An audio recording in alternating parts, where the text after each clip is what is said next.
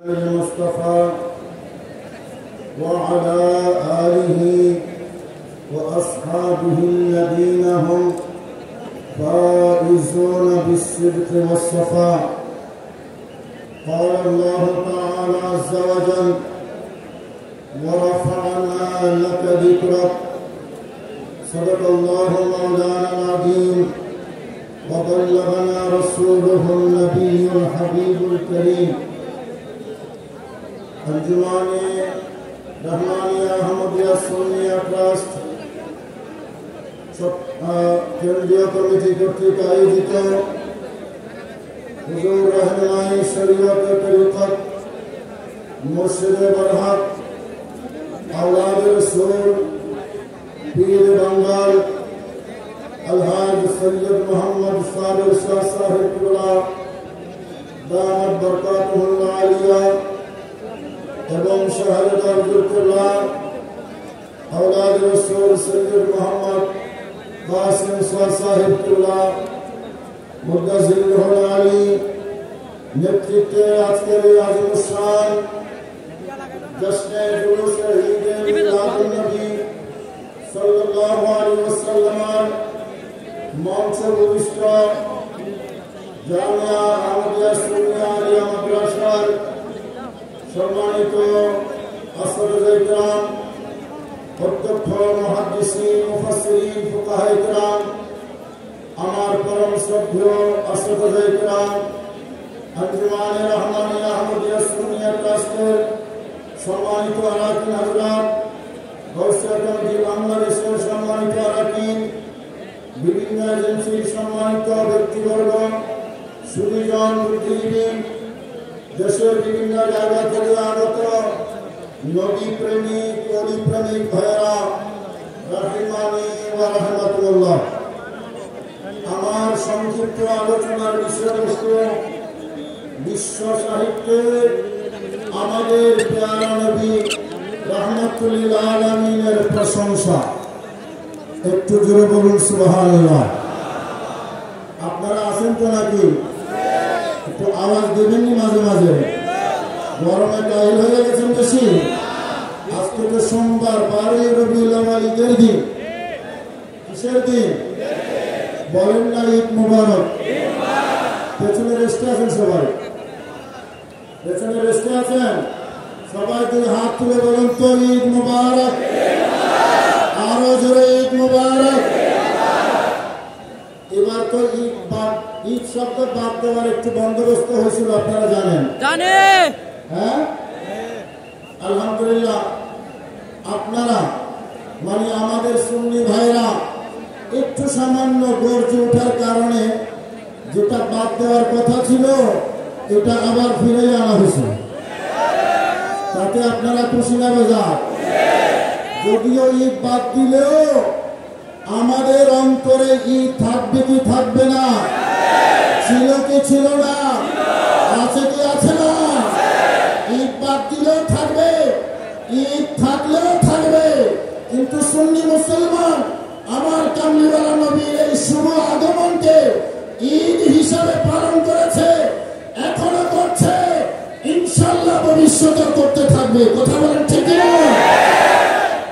যারা ষড়যন্ত্রকারী তারা চলে যাবে। আমার দয়াল নবীর ঈদ आवाज जानी रहेगा, यूं ही उनका चर्चा रहेगा, पड़े खाक हो जाए जल जाने वाले। আমার দয়াল নবীর সম্মান ছিল, সম্মান আছে, সম্মান থাকবে। আরে নাই কোথায়? এক সময় বলা হতো কোথায় কোথায় ঈদে মিলাদুন নবী হয়। এখন সময়ের পরিবর্তন হয়েছে। সায়েন্সে সিলিকন তৈয়ব সাহেবের কেবলা আমাদেরকে এমন এক প্রোগ্রাম দিয়েছেন, এই প্রোগ্রাম এমন জৌলুস তৈরি করেছে, এমন বিপ্লব তৈরি করেছে। এখন প্রশ্ন, আমার দয়াল নবীর ঈদে মিলাদুন নবী নাই কোথায়? পাশ্চাত্য থেকে পাশ্চাত্য, এদেশ থেকে সেদেশ, যেখানে মুসলমান আছে সেখানে আমার নবীর জুলুস আছে। কথা বলেন ঠিক না? আমার ভাইরা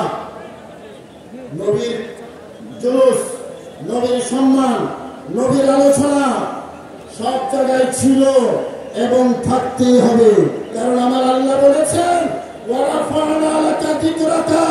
হাবিব, আপনার সম্মান আমি উপরে তুলেছি।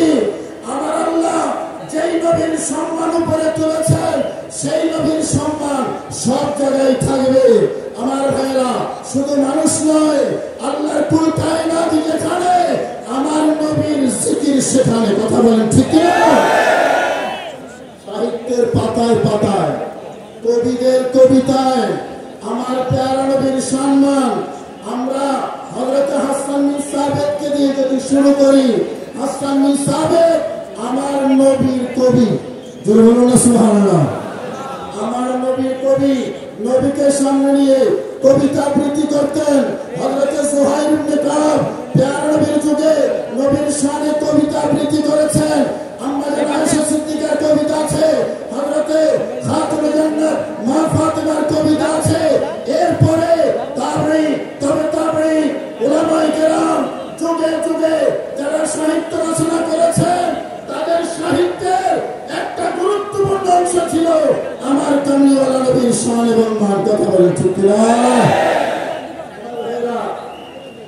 এই সাহিত্যিকদের সাহিত্য রচনার মাধ্যমে আমি সবার কাছে জানতে চাই, সাহিত্যিকদের সাহিত্য রচনার মাধ্যমে আমার দয়াল নবীর শান মান যে আলোচনা, এটা সবার দায়িত্ব এবং কর্তব্য। কারণ সাহিত্য হতো না নবী যদি না হতেন, কবিতা হতো না নবী যদি না হতেন, কবি হতো না নবী যদি না হতেন। সবাই আমার প্যারা নবীর শান মানের আলোচনা করেছে, নিজের দায়িত্ব পালন করেছে। কথা বলেন ঠিক না? হযরত হাসান বিন সাবিত বড় চমৎকার একটা কথা বলেছেন, আপনাদের সবার মনোযোগ চাইব। তিনি বলেছেন যে মা ইন মাদাহতু বিমাকালাতি মুহাম্মাদা ওয়ালাকিন মাদাহতু মাকালাতি বিমুহাম্মাদি।